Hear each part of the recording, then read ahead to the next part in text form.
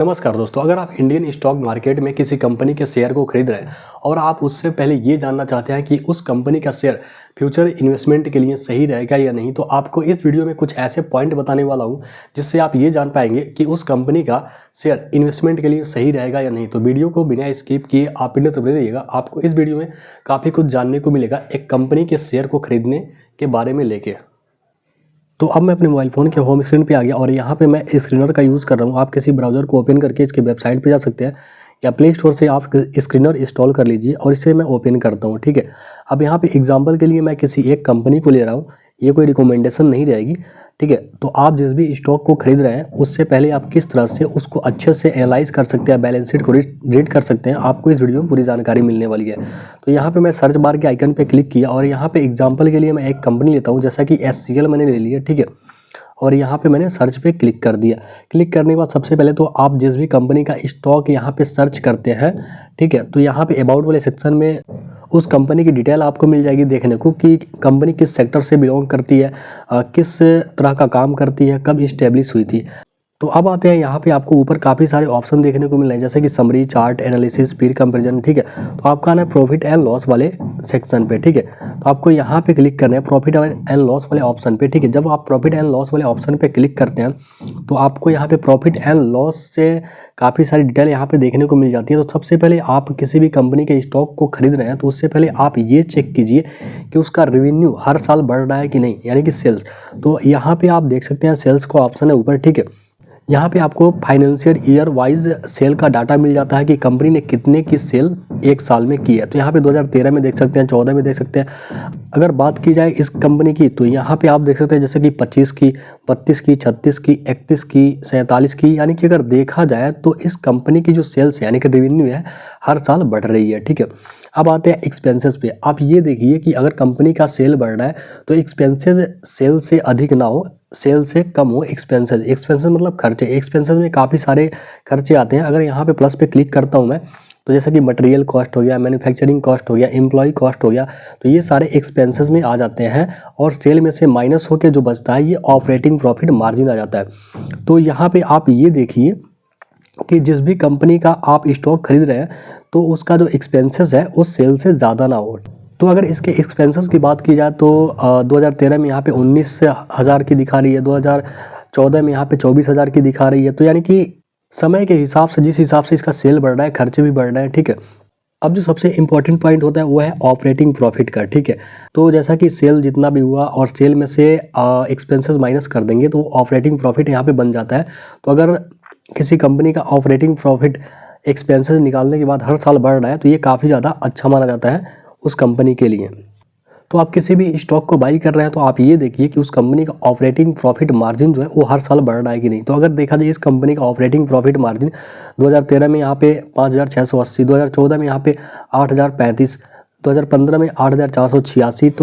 तो अगर देखा जाए इसका ऑपरेटिंग प्रॉफिट तो काफ़ी अच्छा खासा इसका बढ़ रहा है। ठीक है, तो आप ऑपरेटिंग प्रॉफिट मार्जिन को ज़रूर देखिए कि इसका ऑपरेटिंग प्रॉफिट मार्जिन बढ़ रहा है कि नहीं हर साल। ठीक है, अब जो सबसे इम्पॉर्टेंट पॉइंट होता है वो है अदर इनकम। तो आपको यहाँ पे नीचे आपको ऑपरेटिंग प्रॉफिट मार्जिन के जस्ट नीचे आपको अदर इनकम का ऑप्शन दिख जाएगा। ठीक है, अगर प्लस पे आप क्लिक करते हैं तो अदर इनकम कहाँ से जनरेट हो रहा है तो यहाँ पे आपको पॉइंट मिल जाएंगे।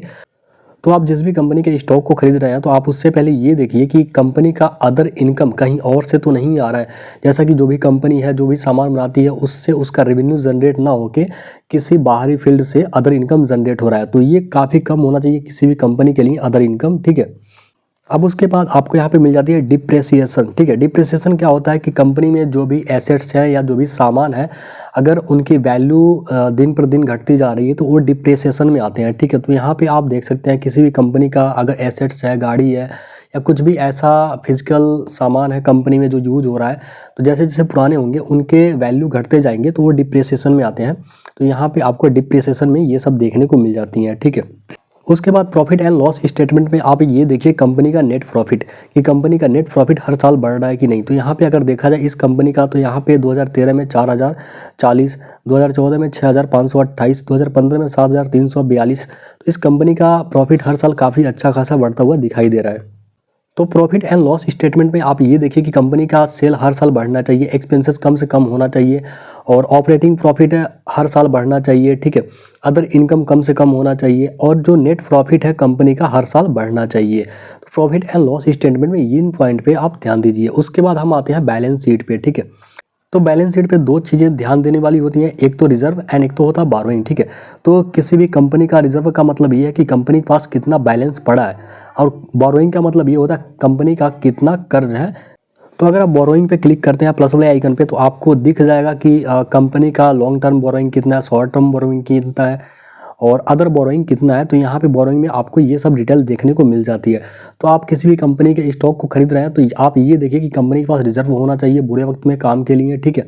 और उस कंपनी के पास जो बोरोइंग है यानी कि कर्ज है वो कम से कम होना चाहिए, ठीक है। और रिजर्व की बात की जाए तो किसी भी कंपनी के लिए रिजर्व हर साल बढ़ना चाहिए। उसके बाद आप एक चीज़ और देखिए, यहाँ पे इन्वेस्टमेंट, कंपनी का इन्वेस्टमेंट भी होना चाहिए। जैसा कि इस कंपनी का आप 2013 में देख सकते हैं 713 दिखा रहा है, 2014 में 662 दिखा रहा है। और ये जितने भी वैल्यू यहाँ पे आपको नंबर्स में दिख रहे हैं ये सारे करोड़ में यानी कि सीआर में है, ठीक है। तो यहाँ पे अगर बात की जाए 2018 की तो 2660 करोड़, 2019 की बात की जाए 2305 करोड़। तो इसकी जो इन्वेस्टमेंट भी बढ़ रही है। और अगर बात की जाए रिजर्व की तो इसका रिजर्व भी हर साल बढ़ रहा है, इनके पास बैलेंस भी हर साल बढ़ रहे हैं। कर्ज की बात की जाए तो कर्ज एक लिमिट चल रहा है इनका। अब बैलेंस शीट के बाद जो हमारा नेक्स्ट ऑप्शन आता है वो है कैश फ्लो का। तो कैश फ्लो पे क्लिक करेंगे और कैश फ्लो यहाँ पे 3 प्रकार से आपको शो होते हैं, operating activity, investing activity and financial activity, ठीक है। तो कैश फ्लो में आपको ये देखना है कि कंपनी के पास हर साल कैश आ रहा है या नहीं आ रहा है, ये काफ़ी ज़्यादा इंपॉर्टेंट होता है। फिर उसके बाद आपको नेक्स्ट ऑप्शन मिल जाता है इन्वेस्टर का। यहाँ पे क्लिक करते हैं तो किसी भी कंपनी का अगर आप स्टॉक खरीद रहे हैं तो आप ये चेक कीजिए कि इन्वेस्टर कौन कौन से हैं, प्रमोटर के हाथ में कितना है, गवर्नमेंट के हाथ में कितना है, पब्लिक के हाथ में कितना है। तो अगर किसी भी कंपनी का आप स्टॉक बाई कर रहे हैं, अगर प्रमोटर के हाथ में 50% से ऊपर का स्टॉक उसके हाथ में है तो ये भी एक अच्छा साइन माना जाता है। बाकी गवर्नमेंट, पब्लिक या एफएफआई या डीआईआई फील्ड में होते हैं।